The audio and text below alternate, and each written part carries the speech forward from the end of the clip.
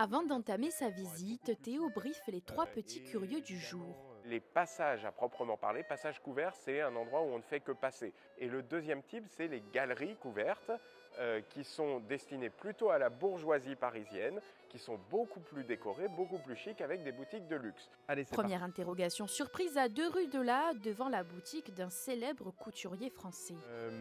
Je vous emmène devant la boutique Louboutin. Alors à votre avis, en regardant ici, est-ce qu'on est plutôt dans un passage dédié aux artisans et aux commerçants ou dans une galerie dédiée à la bourgeoisie? Une galerie? Passage? C'est pas évident, hein? En général, une boutique de luxe, c'est le signe qu'on est dans une galerie. C'est d'ailleurs la seule galerie de Paris où il y a des peintures au plafond. Et ce n'est pas la seule particularité de la galerie Véro d'Oda. 1826, ils ont l'idée de percer au milieu de ce lot d'immeubles, de percer une galerie. Regardez les verrières, vous voyez les fenêtres derrière, hein? C'est vraiment des cours d'immeubles là. Si les cours intérieurs ont disparu, les habitants, eux, sont toujours présents. Il y a encore des gens qui habitent ici dans la galerie et qui montent chez eux par cet escalier ici. La visite ne se limite pas au passage parisien. Théo a tracé un itinéraire dans les rues du 1er arrondissement et aujourd'hui, il s'autorise un petit aparté ensoleillé dans les jardins du Palais Royal, traversant ces galeries pour rejoindre un passage plutôt atypique. La taille n'est pas forcément le critère principal. Le passage Choiseul, lui, bat tous les records. Ce qui impressionne, c'est la taille. 190 mètres de long, c'est le plus grand des passages couverts, mais ça n'est pas une galerie, c'est un passage. Il n'y a pas de décoration, très peu de décoration ici. Si vous aimez le luxe, la galerie Colbert devrait vous plaire. Majestueuse, sa grande coupole de verre baigne son marbre de lumière.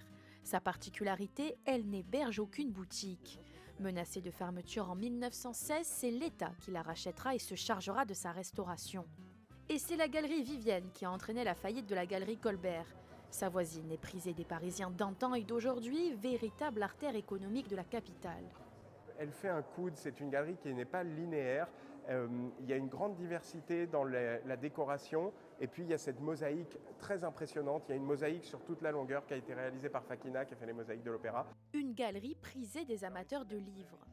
La librairie Jussaume ici, qui est une des librairies les plus anciennes de Paris, on peut même dire la librairie la plus ancienne de Paris, qui date de 200 ans maintenant. La visite se termine dans le plus vieux passage de Paris et le mieux caché. Le passage des panoramas, comme le passage Brady, fait partie de ce que l'on appelle les passages exotiques. Un lieu où les Parisiens s'évadent dans ces boutiques et ces restaurants des gastronomies du monde, mais pas seulement. Les collectionneurs de timbres, je ne sais pas s'il y en a parmi vous, mais c'est le paradis des philatélistes. Des trésors d'histoire et d'architecture qui ont traversé les âges. Sous le Second Empire, Paris comptait jusqu'à 150 passages et galeries. Aujourd'hui, il en reste moins de 20.